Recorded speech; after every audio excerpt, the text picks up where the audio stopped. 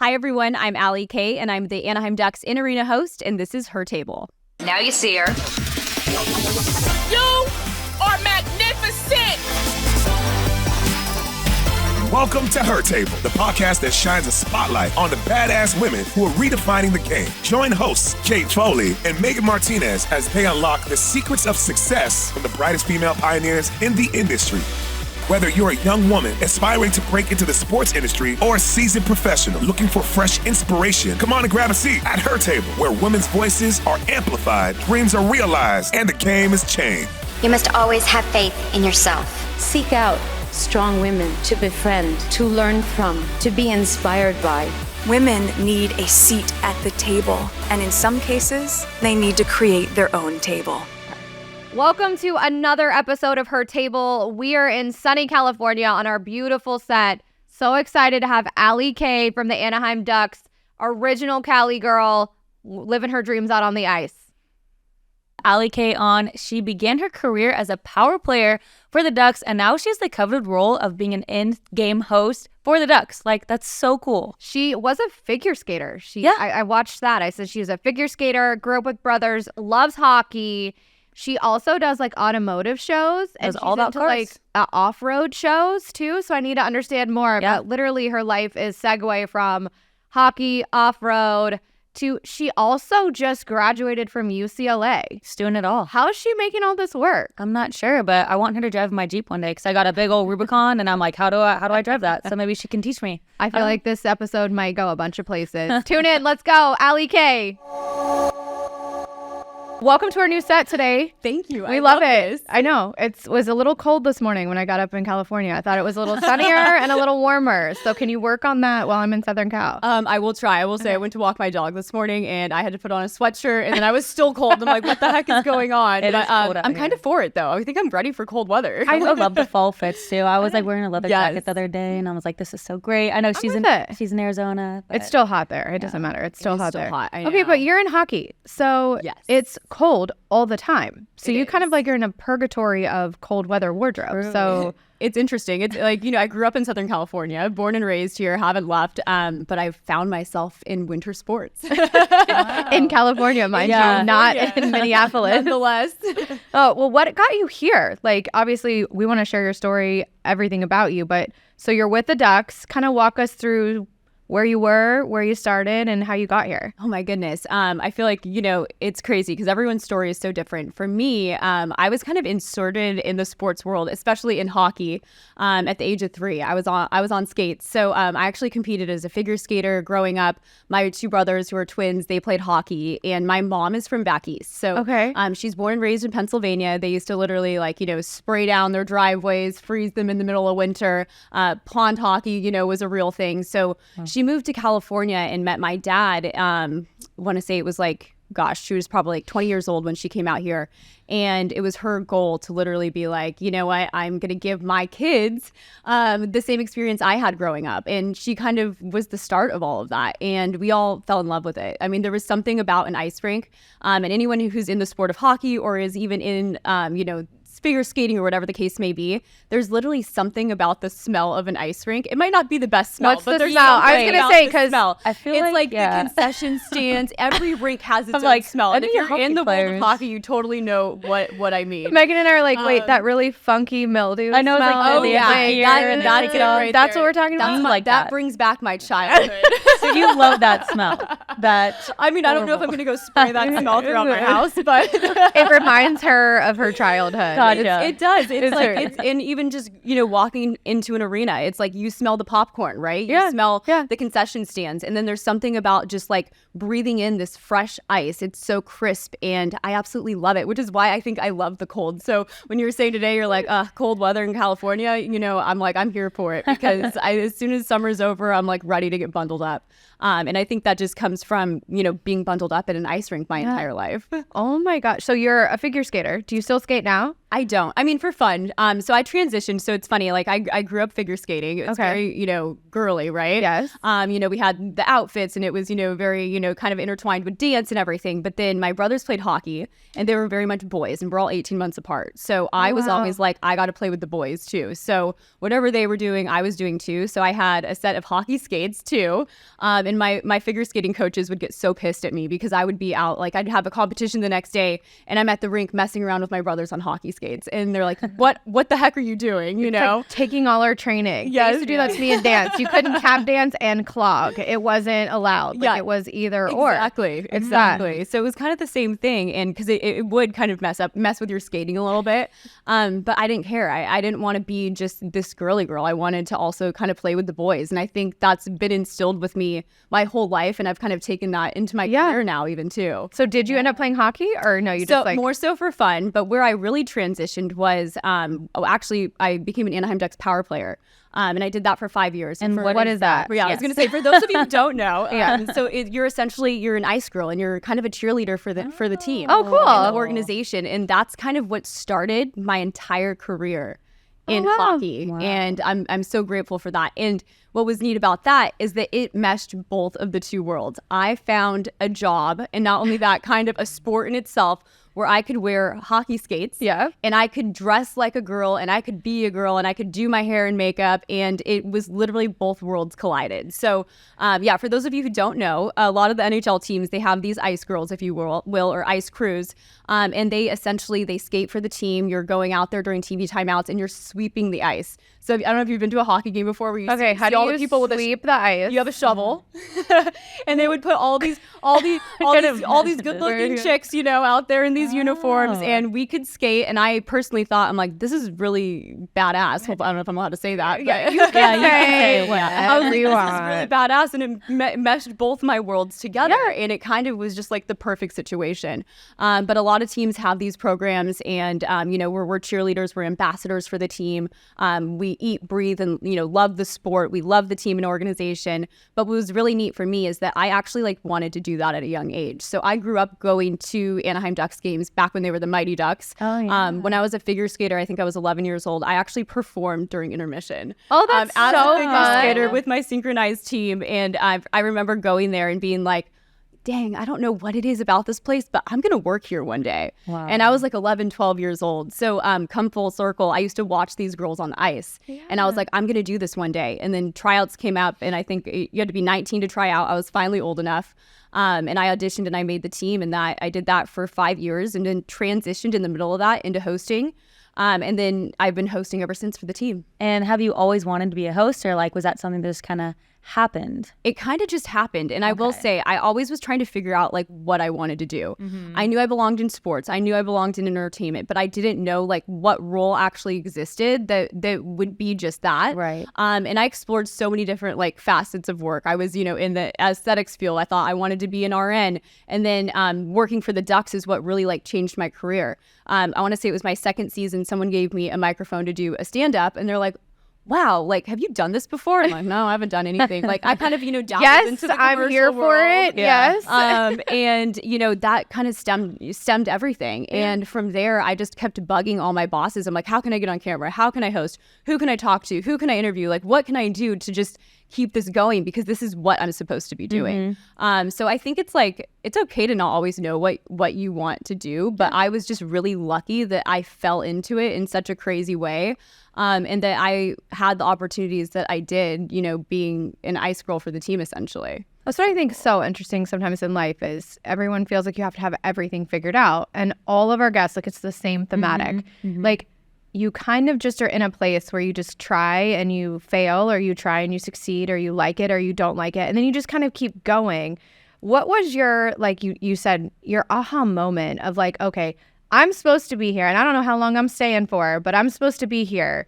What is that like? How has that changed the direction of your life after having that moment of like, okay, I got the mic and I kind of like this and I'm going to make a path for it? Well, I will say in that moment, like I still was very young and still, was growing and needing experience. So it wasn't like right away that this is, your job and your position. So I was a power player for 5 years. And I want to say it was like my third season. They kept giving me a little more opportunity and a little more opportunity. And it kind of just kept growing into something. And then they would send me to do media. So during playoffs, like, generally you couldn't get our players to go actually to the news stations. So they would send me. So it was like these little opportunities that kept growing. But then I wasn't the host just yet, right? Like I was still, fulfilling my role as a power player and going through that time. And my 5th season, they opened up the position. And this was just totally by chance. Like this wasn't necessarily because of me.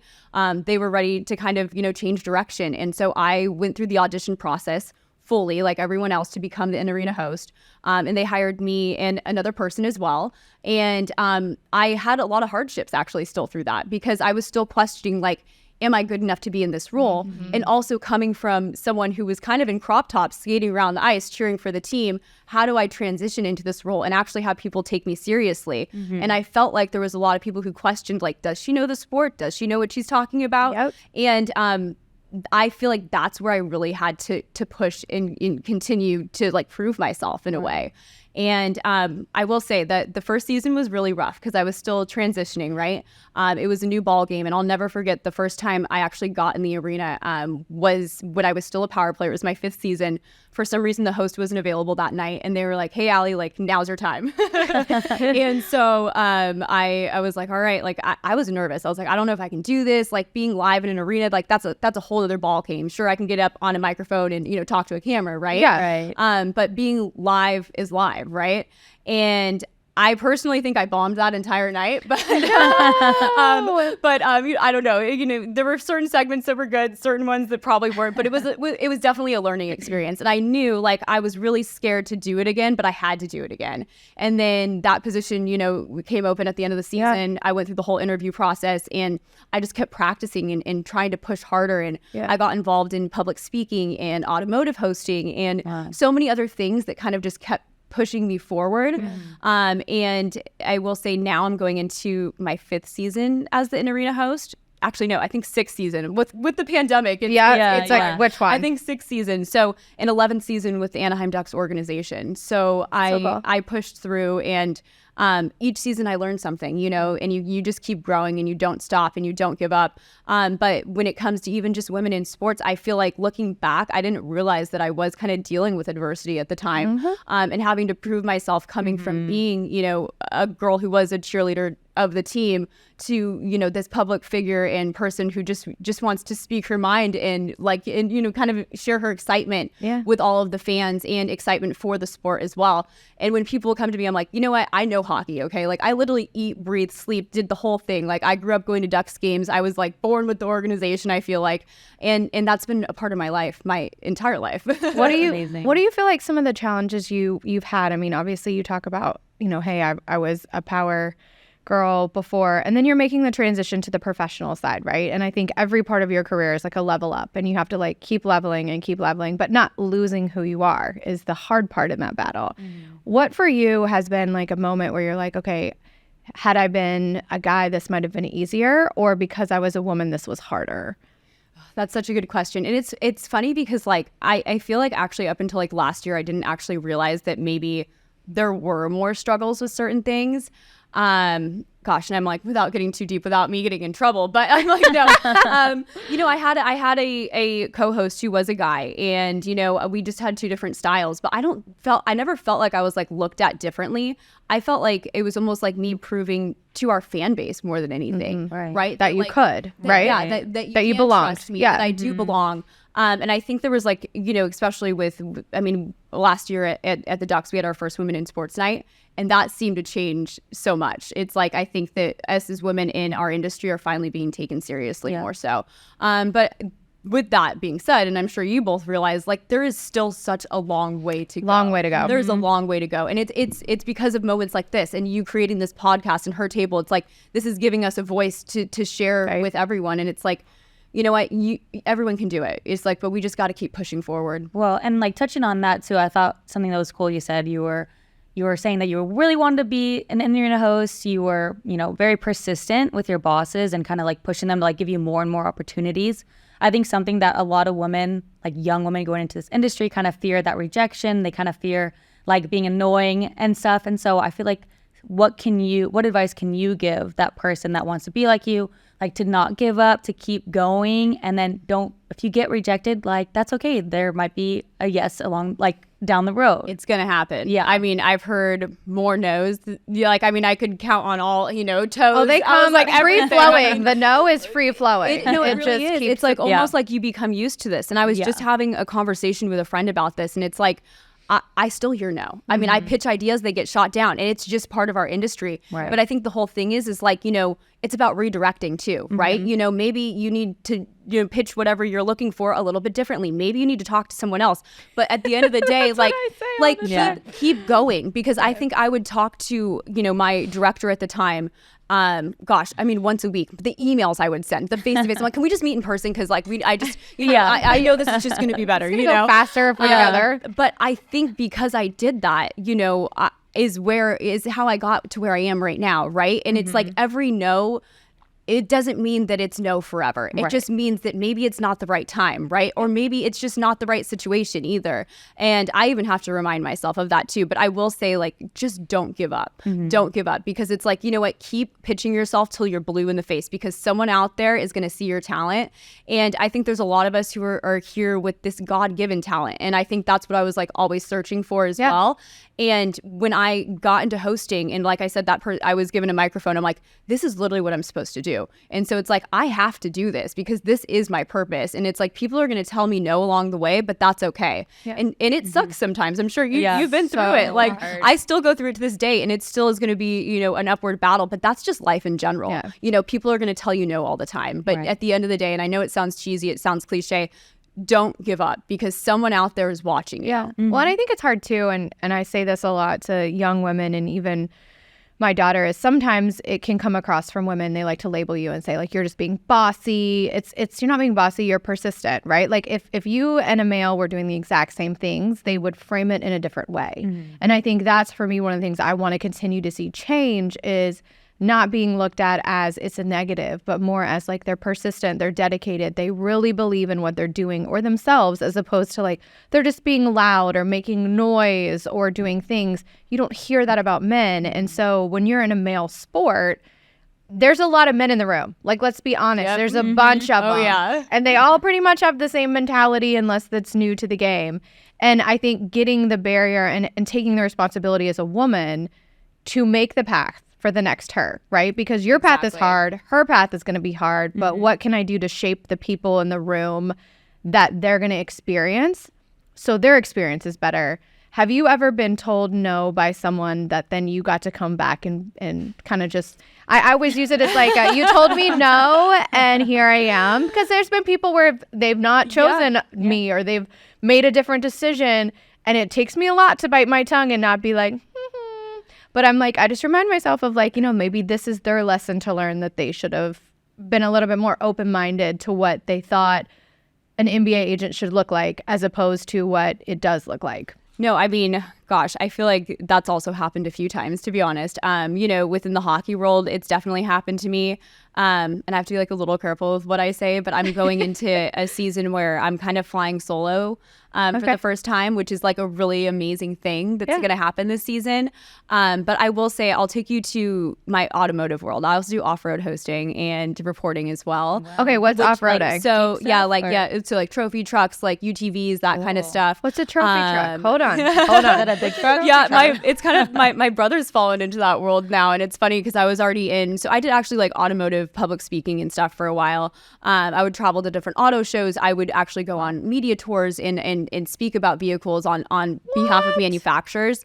And that is so male dominated. I would be at like Barrett Jackson car auction, and I would be hosting a press conference, and people are looking at me like, what? Like, you're a woman, like, how are you doing this? And how many times I was doubted on my knowledge of vehicles and what the actual world was ridiculous. And even more so than, hockey and sports in general, like automotive is a whole nother breed. And if you're a woman in that, they are judging you from top to bottom. They'll sit there and be like, oh, well, tell me about this car. Like, do you even know the engine in this? Like, and just test you. So there's been a few times where I've definitely had moments of like, they've considered like, maybe a male host over me, and people have wanted to go with the male host, and then I show up and I'm there. And I think the best feeling is that like I did something with someone pretty big on the car auction side, and I hosted side by side with him, and the amount of praise I got after. And it's like, I'm not looking for praise, but you know what? In that moment, it felt good because I knew how hard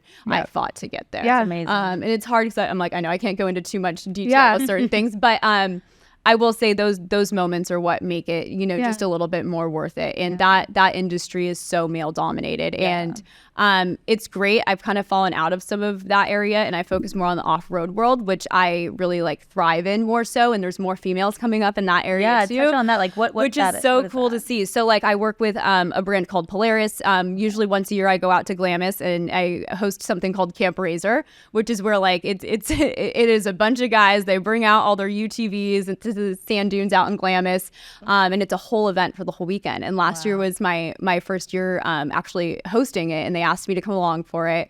And it's a really cool experience. And, I haven't gotten to go. So my brother actually races in the Baja 500s, and he does like the Mint 400 out in Nevada and things like that. I haven't done too much on that side of it yet, but I'm trying to break into that industry. But yeah, they race trucks. They build all these crazy trucks. It takes, I don't even know how long. Like I think my brother worked on one of his trucks for almost a year to the point where then he could finally race it. And it's just like a lot of money, a lot of time. It's like, if you want to get dirty, that's your industry. But people look at me and they're like, what, you want to go out to Glamis? You want to be in the sand? You want to go out to this race and just be in the dirt? And as weird as it is, my brother also, growing up, he was racing dirt bikes and did that whole world. So those were hockey and off-road and automotive were kind of like both my worlds. And then everything in the past like 5 years has just completely come full circle. It's so funny to hear you talk, because it's like, you have these same experiences, right? Where people are expecting something different than what is presented. Yeah. And so how do you not lose yourself in that? Because I think sometimes I find, like, we were just talking to another guest about this, of like, remaining true and authentic to yourself is so hard with imposter syndrome. It's so hard because you want to fit in and you want to be liked and you want to be what everyone else thinks they need, as opposed to who you truly are. How do you avoid imposter syndrome? It's, it's hard, and imposter, it's real. And I think we've all wild dealt with it, and I have to fight myself on it sometimes, right? Yep. And it's crazy. I don't know if I've just had like a shift where it's like I'm, becoming more mature and stuff in the last 2 years, but I think I questioned myself my first 3 years as solely being a host so much. And it would be whether it's like, oh my God, is my outfit okay? Is like what I'm wearing okay? Like, how do I know do I know what I'm talking about? Like, I would question everything. But I think the one thing that I always tried to make sure I was doing is that I was staying true to myself. The person that you saw walking into the production room for a meeting, the person you saw at dinner the night before, that's the same person you're getting. You're getting that same person in the arena. You're getting that same person in that experience with the fans. I think it's like, God, as cheesy as this sounds, it's like being you at all times, and also just being a nice and good person. And I truly feel like, that's what's gotten me even farther. And even during, times of challenges where, challenges, I guess, during my workplace, or maybe I didn't have the best hit, but it's like, I always knew that like I'm staying true to myself, and it's like I'm gonna own if I just messed up, and I'm gonna be able to have those hard conversations, but just being a nice, good person and easy to work with. Like I get told that all the time. They're like, we're so thankful that you're just so easy to work with. Like the person you're seeing right now, that's the same person you're getting at work. And like, was there ever a moment where you're like hosting in the last few years where you kind of flipped a switch, like, you know what, I don't really care what like this audience thinks about me or what, how I come off, like I'm gonna stay true to myself? Was there something that kind of the feedback button, you turn it off? I just turn the feedback I will say, I think like my first few years I really cared a lot about like what other people thought, and I don't think I realized that. And then it was like starting last season, like this time last year, I actually was interviewing for a position that I really wanted, and it was like this, and I thought in my head like, this is gonna change my career, this is gonna change everything, this is exactly like the stars were aligning. Well, I didn't end up getting it. And I kind of went into the beginning of the season before it started like what am I doing? You know, like, what am I like, am I on the right path? And started questioning absolutely everything. But then something switched. And as soon as the season started, it's like I came back into my arena host role, but I came back 10 times stronger. And the difference is that I let that go. I stopped caring what people thought. And I think sometimes it's just life experiences, right? And I think as you get older, but it's like, if you can, for anyone who's out there trying to get into this industry, if you can start in this industry not caring what other people are going to think, besides, you know, your bosses and the people around you, the people who matter, of course, like that's all the difference. Because that's one thing I wish I could take back, is that I just not caring what people thought. Right. It's so hard though, because I mean, honestly, you live in a world that's for likes, for clicks, for, you know, sometimes the loudest people get the most attention, while the quiet people that are doing 10 times more work and important work aren't getting noticed or aren't getting the praise. And I think it's so hard to like stay true to like your path and purpose, because you get lost in wanting to get what they got. But I found so many times that if you just stay the course and you do what your purpose is, it's only a matter of time. And it might not be your time. And I think you're in a male-dominated sport too. You come in and they're probably expecting someone not as beautiful as you, not as cute as you, and you're like, but I'm here. How do you use that to your advantage now to get these guys that are just big, burly, you know, NHL guys smelling sweaty mildew pads? Some sweaty mildew pads. I want to find out about this later from Scotty. Just like, how do you get them to feel comfortable with you? I think, is there a lot of preparation that goes into that so that you're prepared when you're speaking to them? Because I think it's a lot. Like, they don't always win. They don't always have great games. And yet it's true. You're dealing with a lot of personalities on a team, let alone within your own team. I think, honestly, for me, it's just being a friend. You got to be a friend first, right? In a way, and make these people your friend. Whether it's like fans I'm interviewing, it's athletes, coaches, our executives, whatever the case may be. Kind of getting to know them, even like outside of what they do, really does help. And it's funny because even like at Media Day this year, I had one of our players walk by and it's like, "Hey, Allie," I'm like, "Whoa, well, hey, we're on that level now. Great." Like, you know, he's like, "How's your summer?" You know, and it's like you start to create those friendships and relationships. And I think that's what's really important. And I think for me, I've never looked at it as like, okay, we're going to sit down, we're going to do this interview, and it's going to be like, you know, this hard-hitting situation. And I've been in, for me, it's a little different because I think I've been in the building for so long that it's like just my face alone, people know me. Right. But I have always been the person walking through a hallway. It's like, okay, I know you're a player, I might not know who you are, but I'm going to say hi to you anyways. And I think that's so that important. A long way. Like whether so it's important. And so many people are scared. They're scared to like see a player walking by. And granted, when I was on actually a power player, we were like, there's no tolerance, right? Yeah. It's like you're expected to like turn the other way and all that. But I always just maintained face, you know, smile as you're walking through. This is a professional atmosphere. Keep it professional, right? But when I started to transition, I was really lucky that I kind of already, you know, had my face in the organization. But I'm someone who walks through the hallways at our arena, and I don't care if you're security, if you're an usher, if you're working the concession stands, I'm going to say, "Hi, how are you?" And, you know, start a conversation if I can. Be a person. I say that all the time. Just be real. I know. You never know where those people are going to go and who they're going to be or who they actually are. Yep. And so it's like, you know, say hi. Some people are so afraid to tell you hi, like you're intimidating, right? Yep. So it's like, okay, if you take the ice from them, they feel better and are like, okay, this is a little bit easier. I'm too scared to say hi, but she said hi or he said hi, and just be a normal person, because at the end of the day, everyone has a job to do. Everyone has people they report to. But at the end of the day, it doesn't take anything to be kind. And I think that's for me what I watch this industry continue to evolve a little bit, especially on the NBA side. There'll be male agents that won't speak to me.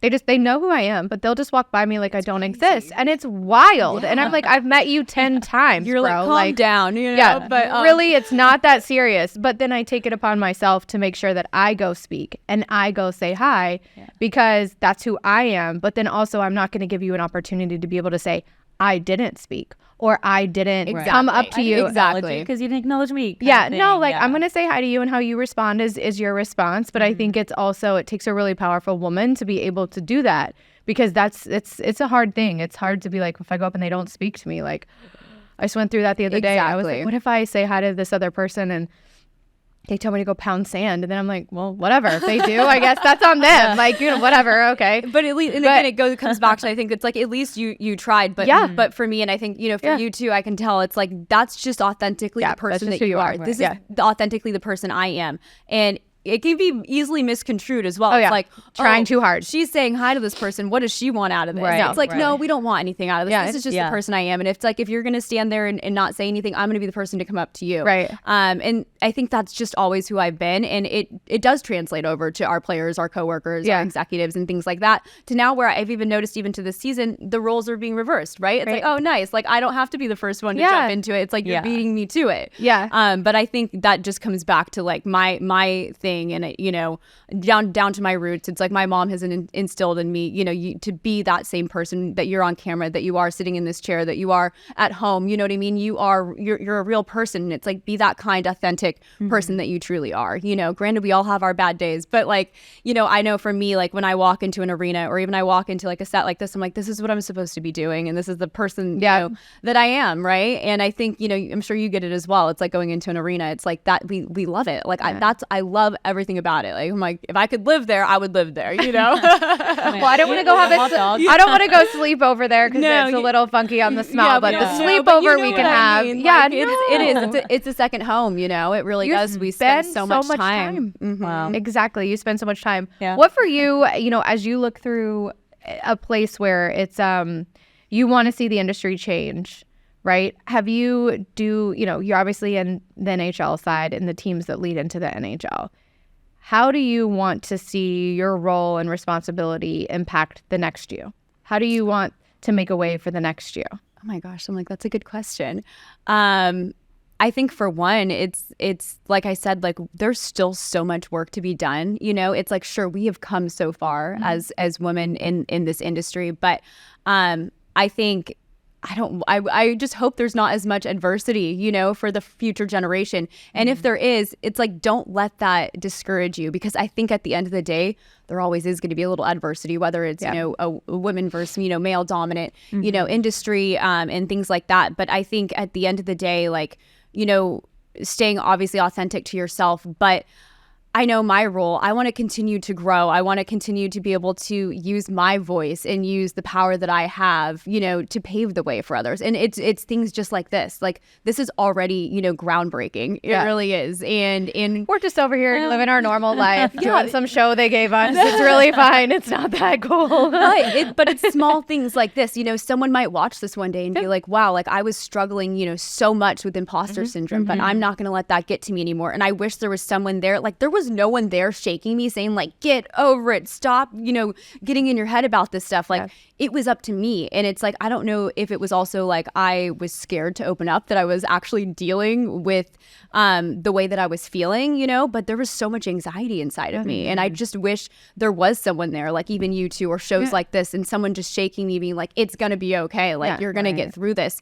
And also that we're not alone, like, and I think the more that we come together and we band together, and for me, like, I know it's a dream and passion of mine to one day be able to go, I would love to go speak to women, and I've already had slowly more opportunities. And I think it's using our platforms and using our resources and using our voice. That's what's going to make the change. Yeah. And I feel like we always ask our guests too, like you've obviously done a ton. You're in motor world, you're in hockey, NHL, everything. Like where do you see yourself in 5 years? And like what's, your goal to accomplish? Yeah. I mean, I'm in the arena world right now, which is very fan based, which I love. I love my moments with the fans and everything like that. But I want to continue to break into the broadcasting world. And I mean, even whenever I go on podcasts, I'm like, man, I would love to have a podcast, but I don't know if those are the answers you're looking for.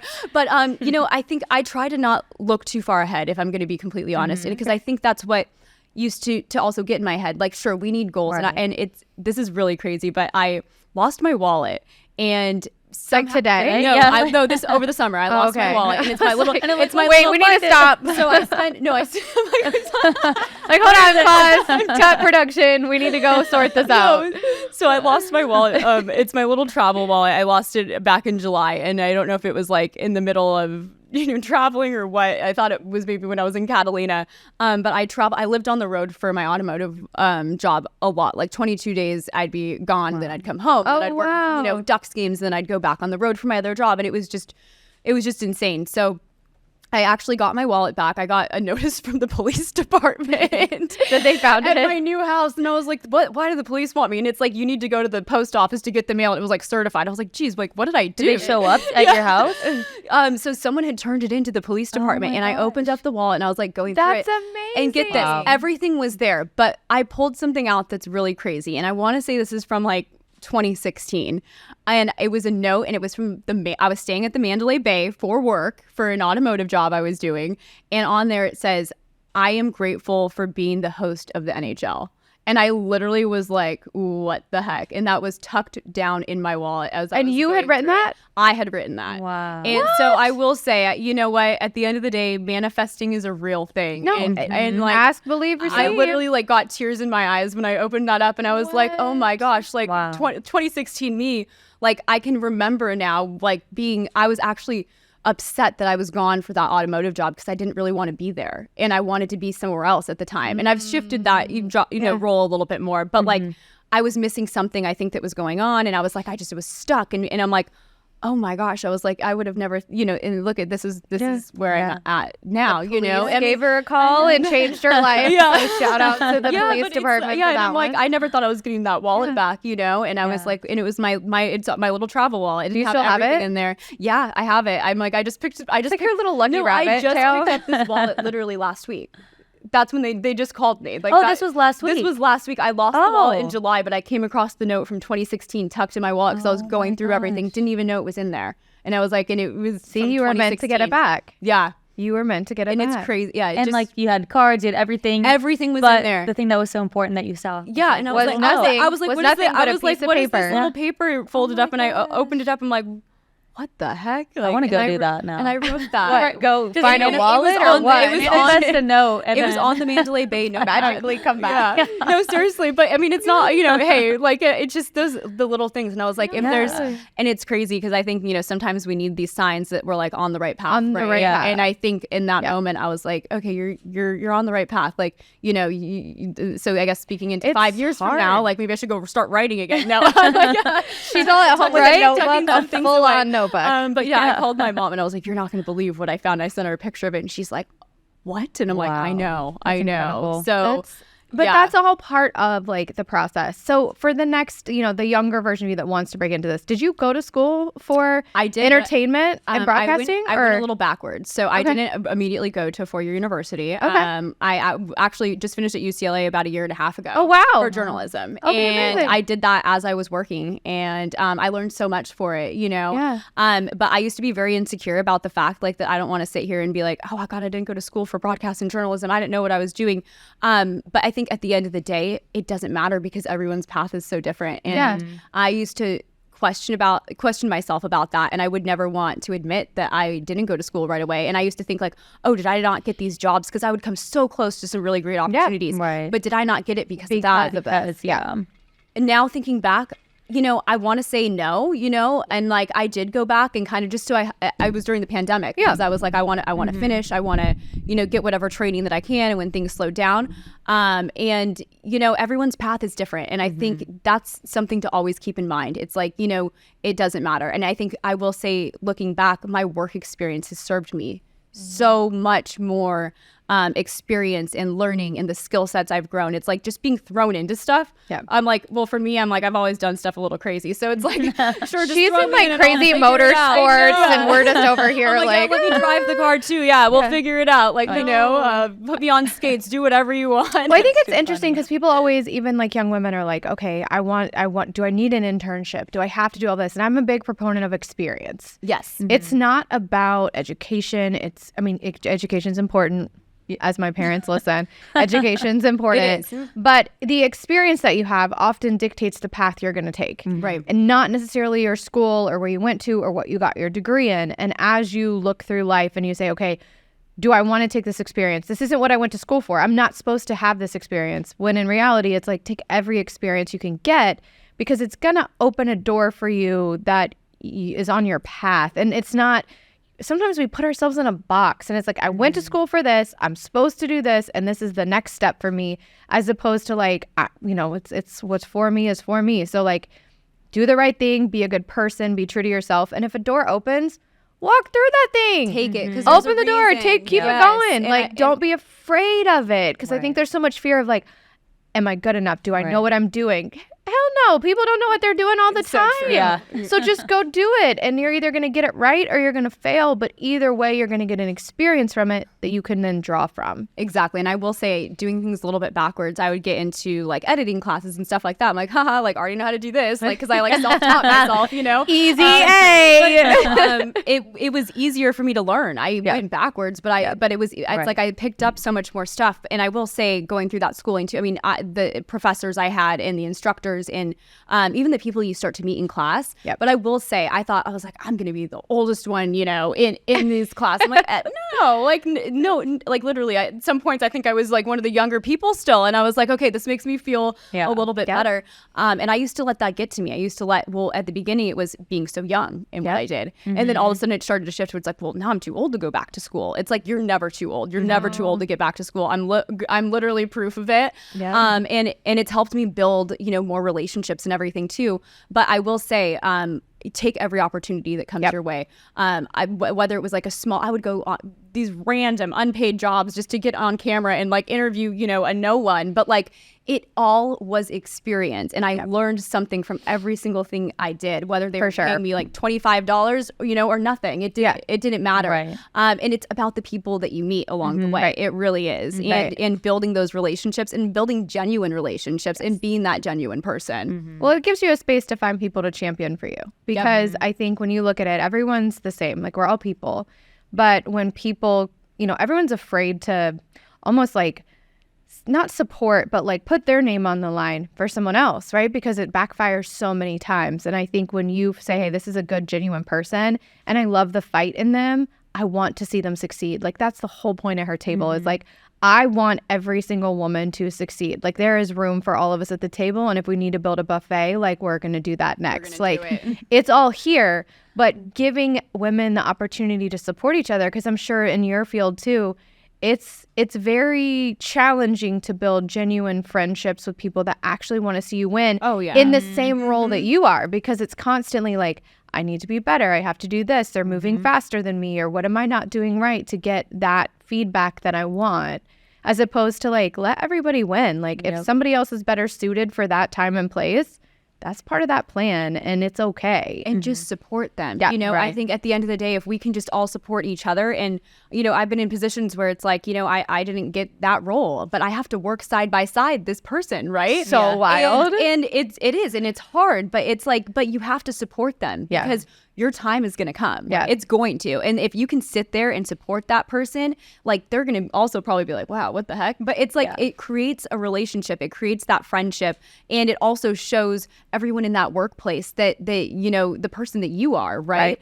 And I think at the end of the day, it's just supporting each other. And it's like, slowly, I feel like I'm building like friends who are in the same roles as me, and we can support each other. But it's very hard at the same time, because you get those few who are just like, oh, well, what does she want from this? Why is she being nice to me? But I think the more that we can just continue to do just what we're doing, I think that's the biggest thing. And supporting people who are in our exact same roles because we have to come together. Well, and I think it's hard too, because you're a little bit ingrained as a woman to like be on the lookout. You're more intuitive, right? Like, you're constantly trying to figure things out because you're afraid that you don't know what's next. And I think sometimes the beauty of that is it just is. Like, whatever is next is. And that's okay. Just be ready to go down with it for a fight, and know that, you know, you're cheering the next version of you on, but you're cheering the other people on, because at the end of the day, that's the true test is, can you be happy for someone else's success, even if it means not your success, not now, because that's the test, because eventually it will be you. Exactly. And how you handled yourself in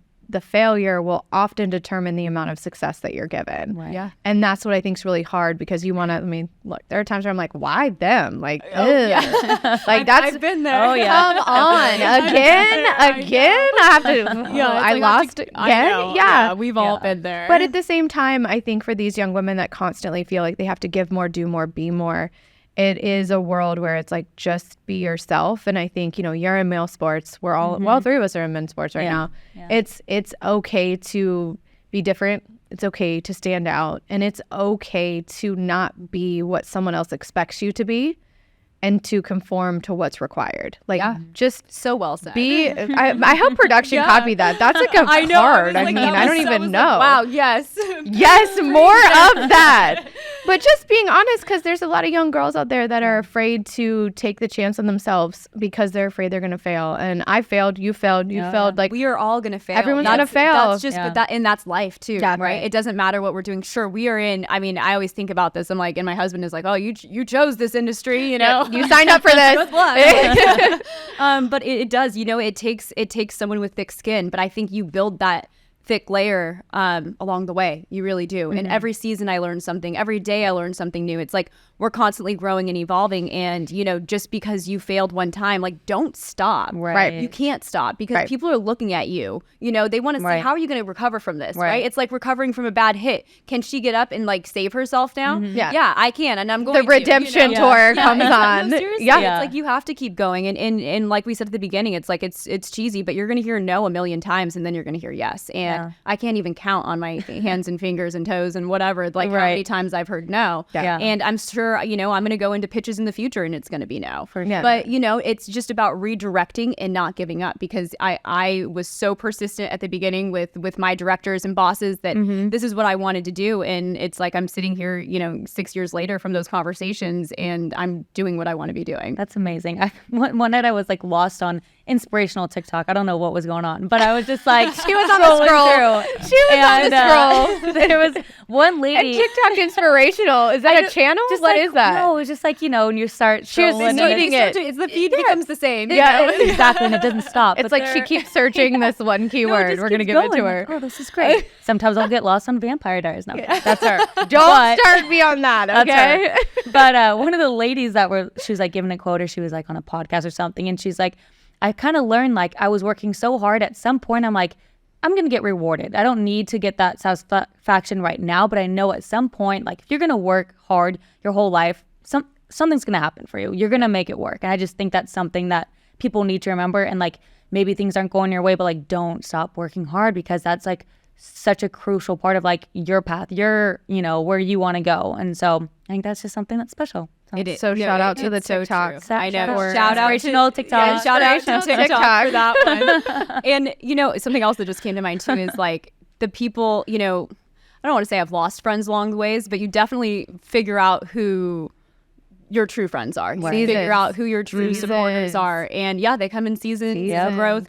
And I had someone even in my inner circle say, like, you know, I was still an ice girl at the time, and she's like, you didn't go to a 4-year university for this. You're never going to make it. Whoa. And I hope she got out of your circle real fast because it needs to happen. Yeah. And it's crazy. And I'll never forget that. And one of my friends brought that up to me recently. And I kind of it's one of those things that you kind of filed away, but I forgot about, you know? And then I'm like, damn, I'm really mad about that I'm still. Like, wait, no, hold up, you know? And it's crazy that even, you know, people who you think are your true friends, you know, you think that they're your supporters, but they're not. And it doesn't matter, you know, at the end of the day, like, just keep doing you, because people are going to put you down. They are going to say what they want to say. And especially if you are talented at what you do, that's like a whole nother thing. What's that little saying of, if you have a hater, you've made it? Like, if you have a hater, you've made it. That means you piss someone off enough that, like, yep, they're going to, sure. Yep, you're that good. They're coming for you. They're coming for me. And I had a friend who brought that up to me. It was just a few weeks ago. And I was like, oh my gosh, I forgot about that. And did you say, look at me now? Yeah, no, literally, I was like, well, like, literally, I think that's what I said. Look at me now. That will I be was fine. like, and I'm doing the thing, you know. But it's, you know, that those types of things aren't going to stop, you know. And of course, we get older and we have, you know, like our circle of friends that tend to shrink. But it's like those are the true people who are supposed to be in your life and your true supporters. And it's just crazy because you don't know who's talking about you, whether it's good or whether it's bad or whether it's someone who's literally thought was a good friend. Do you get caught up in that? We talked to a lot of guests about how you know, everyone's opinion carries weight, good or bad. And how do you, as a public figure, you know, somebody who, you know, is the face of the Ducks, right? Sometimes, how do you not get caught up in the negative side to it? It's easy to take the praise. It's hard to take the negative side. Do you know, one of our previous guests, Allie, talked about how she used to find herself, you know, scrolling. Yeah. And it would negatively affect her mental health. 1,000%. Is that something that you pay attention to? Is mental health for you something that's so important, knowing that your job comes with, you know, the praise and the booze. It is. And I think, well, for one, being a power player, I think, we used to get comments like all this stuff like, oh, they don't even know anything about the sport or this and that. They're just a pretty face out there. Like, what are they doing? And I'm like, no, it's not just that. But I think that taught me a long time ago to kind of just roll with what people are going to say. Granted, people will say stuff and I'm like, why did this person, don't talk about my hair like that or what? It's like the little things. But at the end of the day, it just doesn't matter. And I will say your mental health is so important. If you're not taking care of yourself, for me, it's, working out, eating well, making sure that I get, those things in and, not going out as much or whatever the case may be. Not that I really do that anymore. Anyway, like, when do you have time to do that in your life? We just literally, I'm like on a Tuesday. It's like prioritizing, yourself at the end of the day, because if you're not at your best self, like how am I supposed to go get in an arena of 17,000 people and pretend like everything's fine? Granted, that is sometimes my outlet, because I absolutely love what I do. But I think for me, I used to not deal with a lot of things. And then, I would leave just feeling even more exhausted because I exerted so much energy, putting on this face, right? And it'll start to show. It'll start to catch up with you eventually. So, for me, it's having a routine. It's if I have a busy week, I better make sure I had meal prep that entire week or have something set up. And if I'm, can't go to the gym in the morning, I better be going that night, and it's kind of just all of those little things. And for me, that's really important. It's what I'm eating. It's what, health. I'm like, therapy is a huge thing too. Like, I'm a huge person with that, and it just staying grounded, right? And really staying around and surrounding yourself, with your family and your friends and the people who support you and lift you up. I think that's so big. Have you had a moment where you felt like it's bigger than me? Like, or you've met a fan or you've had an experience where you realize like, this isn't just me. This is for every other little girl out there that wants to work in sports or host or work in automotive or whatever. Like, if you had a moment where you've come in contact with someone that wasn't destined to come in contact with, that has impacted your life? Ooh, that's a good question. I'm trying to think of like you mean for a purpose? I mean, I feel like I meet, whether it's fans all the time or I'm trying to think, but there's been moments where I'm just like questioning everything that I'm doing, and it could take like one fan in, the arena who comes up to me and was like, you are so great and you're so powerful. Actually at one of our first preseason games recently, there was a new person part of like our ops crew down below in the ZAM tunnel. And, at the beginning of every season, it's kind of like I get nervous and I'm like, I go into the season and I'm like, oh, okay, like, what am I doing? Here we go. Another season, like, And then I was like pacing back and forth for my first hit, literally. And I'm like, what the heck? And everyone's like looking at me like, Allie, like, what are you doing? Okay? Like, what's going on? So yeah, that's needless to say. I've been doing this for a while, but the nerves are real every once in a while. And I did my first hit, and then he comes up to me. He's like, I just have to say, and I don't even think this guy saw me pacing. I've never met him in my life. He's brand new. And he's like, your voice is so powerful and you are so talented at what you do. And I was like, I'm like, who are you? I'm like, oh my gosh. And can you be here every game? We need you to come talk to me every game. We need that support. Or whether it's even the little girls. I'm like, they are like the best, They'll come up to you and be like, we want to be you one day. And, I could have had maybe a bad morning or whatever. And it's like that just, switches everything. Or maybe I had a bad hit and then someone's still saying that. It's like, you're supposed to be there. I'm supposed to be there. And I think like we don't just cross paths with people for no reason. And I'm a firm believer of that. And even in your weakest moments, I think you come across some pretty incredible people. And what are like your favorite moments? Like and I guess in particular being the host of the Anaheim When Ducks. They win, that's her favorite moment. When they win, we love they love a good win. No, as weird as this sounds, like, well, the best part of the job is just like being around the sport, of course. And there's no other sport like hockey. It's an intense sport. The arena's cold. Like, what sport is like that? It's and they beat each other. They literally are allowed to fight. What other sport other than boxing are they allowed to just put the gloves down and go? I don't think so. Although I've seen some interesting like baseball every once in a while. When you see, but even then, that's like they like stop that. This one they just let it go until it's over. Gosh, I was at an Angels game last year when I saw that like in person for the first time, and I was like, whoa! I'm like, yes, this is so exciting. Like, finally. But no, I think like I said from the beginning, like hockey hockey has been in my blood since I was a kid. You know, I was born with it. I really was. So just being in that atmosphere alone is something that I cherish every single day.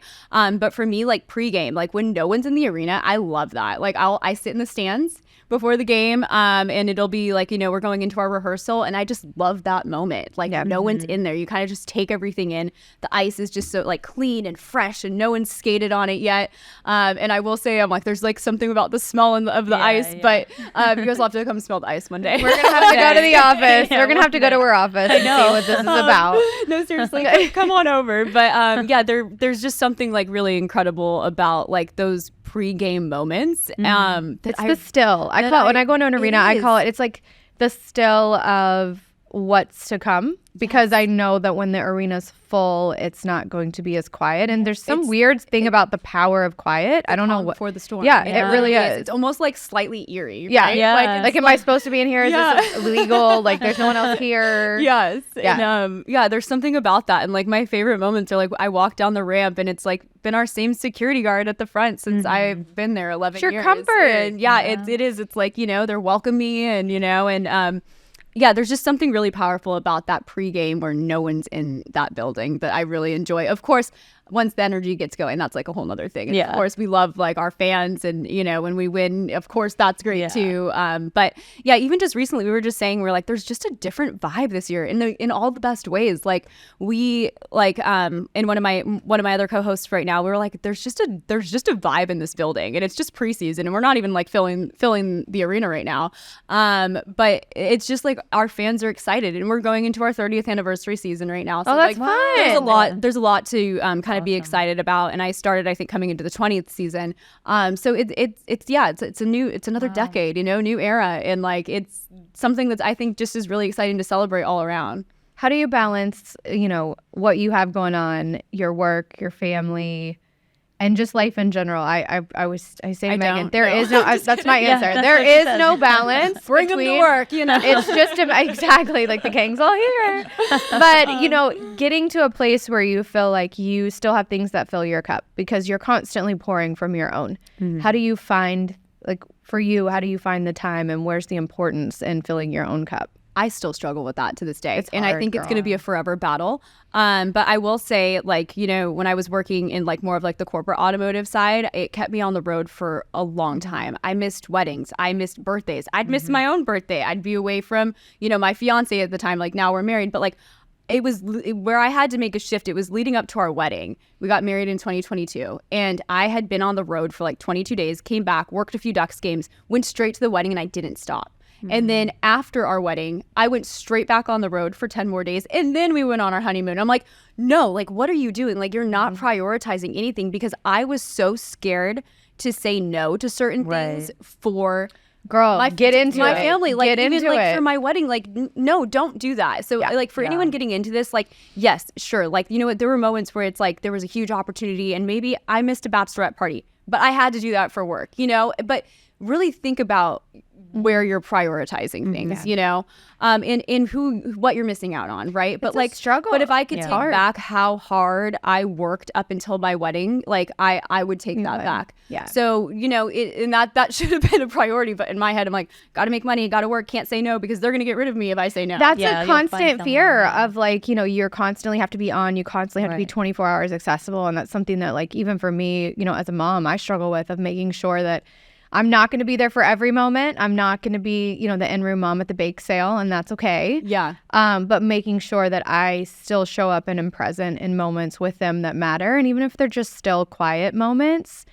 it's taken a long time for me in my career to get to a point where it's like, if I miss out on something, or it's not for, like, if I lose something because I'm choosing my family or my kids over it, that's okay. It's okay to not win all the time, but it's a hard thing to sit with, because then you're like, had I done a little bit more, had I got that flight earlier, or had I, you know, been more prepared. So I think for me, I try and focus on just being prepared, being present, and being the best me. Every person gets the best me, and whatever version that is. Yeah. Is so important, because then I'm not giving 10 here, 10 here, 10 here. It's like I'm able to give what I can, which might be 80% today, but I'm damn going to give that 80% today. Yeah. And be okay that it's not 100. because you can't be 100 on go all the time. Yeah, and it's not okay. possible. Exactly. I mean, I would work like literally, like I said, almost like 20 something days in a row and not stop. Like my day off would be flying home. Like that's not a day off. Yeah, like, no. you know, and then I would be exhausted and then I come home and I'm cranky and it's Yeah. like, you know, and I think it was really leading, it was my wedding after that. I was like, I have to make a shift. And like when I was doing automotive and hockey at the same time, before I kind of got into the off-road and branched out into that area, it coincided with the same season. So like it That's hard. That's a lot. It was literally insanity. Like, Right. like my parents were like, what are you doing? But that's how you know you love it. Yeah. It's because you're willing to do that. And I think for Exactly. these young girls, I think sometimes, especially with the young, is it Gen Z now? Yeah. I don't know, Gen Z, millennial. We're on Gen I don't know. Gen Z, Whatever whatever version we're on now, I don't know. But they like, I think there's a lax in like not working hard. Like there's a difference between working and working hard. And I think that, you know, taking those opportunities, and when you're younger and you have the ability to go, it sets you up to be able to say no. Like there's a quote I heard that said, I work really hard now so I can say no later. Yes. And it's so important because if I'm trying to just get to yes later, I'm never going to be able to say no. So I'm going to bust now, so that now I'm like, I don't want to do that. Not for me. Oh, I'm going to pass. As opposed to like, I have to be all the time. At the end of the day, like they're not, I always find this, you can bust your ass and they're still not going to pick you. Right. It's still not going to be you. Exactly. But you're going to regret the moments you missed out on. You can't get them back. We can't get back time. No. That's just the And thing. that's the biggest currency you have. And so using it wisely. So for these young kids where it's like go to college and they want to go party and do all these fun things, but then they tell me they want to go be an NBA agent and they want to go have all the success. It's like, you can't do that and get here. Right. You have to sacrifice somewhere. So, you know, where are you going to find the sacrifice, and what's the most value for that sacrifice so that you're not wasting, right, your yes. Yeah. Right. And that's the hard part. It is. And it is finding that balance. And I think that just comes with, you know, being in the industry and learning firsthand, because there are, like I said, there are things where I had, you know, I've missed friends' bachelorette parties, or, you know, I've missed weddings and stuff like that. But I wouldn't have, you know, changed it for certain opportunities. So it's like almost like you have to look at the bigger picture and say, is this opportunity worth it? Yeah. You know, is it worth missing this wedding? You know, and most of the time, the people who are your good friends, they understood. They're like, telling you need to go. You need to go. You're going to go be on this show. Like, you go do it, because, you know, you're never going to have this opportunity again. Exactly. And I think for me, when I was in, it was my automotive side of things that really like wrapped me up and sucked me in. It was like, is this worth it? And at the end of the day, I think there were moments that I could have scaled back a little bit, and my fear is, are they going to get rid of me? Yeah. No, they weren't going to get rid of me. It's like, they, you know, they might have redirected, but I would hate when like, oh, they're going to use someone else today. And then I'm like going through the whole day. They like, do they do better than me, and then you have anxiety, and then now you're I'm going to lose my job. So you're like, always you know, saying, and it's like, no, like we're not, because it's like no one can replace who we are. Every host is different. Every reporter is different. You shouldn't be the same as someone else. You know, you don't want to be either. You just want to be your authentic self. And if you're really worth it to them, you're still going to be there after, you know, you go away for your own wedding, you know? Or you take some time away. One of our other guests, Becky Bonner, talked about, she's a scout for the Magic, and how she's had a baby. And, you know, she's like, you know, are they going to replace me? The season's starting. I'm not going to be there. And she was like, if that's what happens, then that's what happens. And she said, you know, I can't. Unfortunately, men don't have to go through that. Right. You know, they get to just come back. The recycle bins see, that's really, the other thing too, right? the recycle bins really good for them over there. But I think, you know, that's why as women, we have such a responsibility to champion and elevate other women to say like, hey, here's my mistake. Here's what I've learned. Here's what I've done great at. And then the next you is like, hey, really make sure if you're missing something, it matters to you to miss. And the people that are in your circle should be pushing you to do what's best for you, not what's easy for you. They shouldn't be mad at you. And I will say my family, like even with things I've missed, like they've always been so supportive. And it's like, you know what, put me on FaceTime, Mom, or, you know, whatever the case may be. And it's just picking and choosing those moments. But then there's been times where I've like wrapped at work and then I'm hopping on a red eye and I'm like, I'm going to be there for that baby shower tomorrow morning. And, you know, I'm not going to miss this. And so, you know, I like to say that I think the sacrifices really have been worth it, but pick and choose, right? You got to pick and choose, and we can't get back time. We can't get back, you know, time with our family and friends and things like that. But what moments are worth it, and who's supporting you in it? Right. And I think too, like Megan's seen, even like my family's here, like try and include them into things that you do, because they don't understand, right? So if you can have them come see where you live, what you're thriving in, it only makes it easier for them to understand when you can't be somewhere, as opposed to like, we don't know anything about that over there. We just know this. Yeah. And it's okay. And I joke sometimes it's easy for like men in my industry to like bring their kids to All-Star. And it's like, yeah, they have, oh, so cute. They have, the men are like, oh, they're so cute. They have their kids with them. And then for a woman, it's like, how's she going to do her job? She has her kids here. Right. And it's like the same way you're doing It's your the job. It's the same thing. The same It way, really but is. the optics is there. And so I think I've really this year taken a challenge to myself to include them in more things so that other women see that it's okay. It is. It might be hard for me, Yeah. but it's going to be okay for somebody else. And that's the path I'm going to choose for that. Yeah. And I wish more women did it and not be so scared, but other people Keep need to doing do it it. because people will Right. start to catch on. Exactly. And that's exactly the thing. Exactly. It's like we're still paving, that road and everything and leading by example, right? Yes. Yeah. And even like for games last year, like I would make sure like my mom and my husband were there, because I might be hopping on a flight that night. But it's like, hey, they came to the game. I could say hi to them real quick and they're there watching me and that's, filling their cup too, seeing me do what I love. So I get it. Yeah. Include them in what you're doing because it's so important to us and then they see that firsthand. Yeah. And I think that's so special. But as we start to wrap it up, because I know Max is going to be like, let's go. What advice would you give younger Allie, or the next girl who wants to be you? I would say don't be so hard on herself. I think imposter syndrome is real. And I know we talked about this a little bit, but Right. I wish that I wasn't so hard on myself at times. Give yourself grace because we're going to fail. We're going to mess up, but that's how we learn. That's how we grow. And don't take no for an answer because someone is going to say yes. Someone is going to say yes. And, just keep supporting other women, support other people in your same role. Watch what they're doing. I used to go shadow, all of our broadcasters, before I even went to school for this. And that inserting myself in those moments, I learned so much more, by doing that. So just don't give up and don't be scared to put yourself in the middle of the fire, if you will, and then in the middle of what you want to be doing. Right. I love that. Have the hard conversations. I love that. Well, thank you so much for coming on Thank today. you. It's been Thank amazing. you. I can't wait to see what's next for you. And we're going to put a lot of homework, Megan. I know. We got to go figure out all this automotive business, for the sure. off-road. Megan and I are going to go. I love it. Rubicon, you should take it. I've never taken off-roading. And I have the whole entire But let's go. lever and everything. I don't know how to use it. God. Here we go. No, well, thanks so much for thanks coming for on. having me. This was so fun. I appreciate it. It was so great having Allie K on the show today. My gosh, I think it is so cool that she grew up with brothers and they played hockey, they were into cars, and she really wanted to kind of get into that world, and she's really created a lane for herself. I love it. I think it's funny that she was in figure skating and then her figure skating coaches would get mad at her for putting on hockey skates and playing hockey with her brothers. And now she's the in-game host for the Anaheim Ducks. So cool. The world that she wanted to be in, she actually ended up in. Yeah. Which is awesome because she was a power girl first and then became an internship to on air. And now she's really turned into on air broadcasting. And she actually went back to school. I didn't know that. I know she went back to school to UCLA later in her career to get the education to back up the position that she had. Part of that, feeling like, am I good enough? I don't have the education to saying I do and I can. And then just to keep pushing herself to be better was cool. Yeah. And I think something that was so cool that she touched on is everybody has a different career path.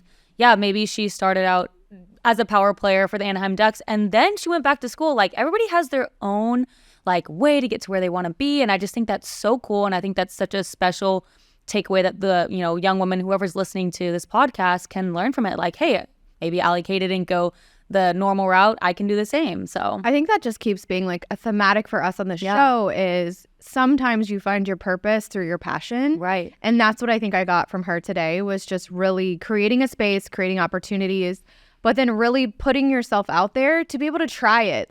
So many people are afraid to just put themselves out there and be themselves and be authentic. Scary. Yeah. And she's literally in an ice hockey rink in front of 17,000 people. Right.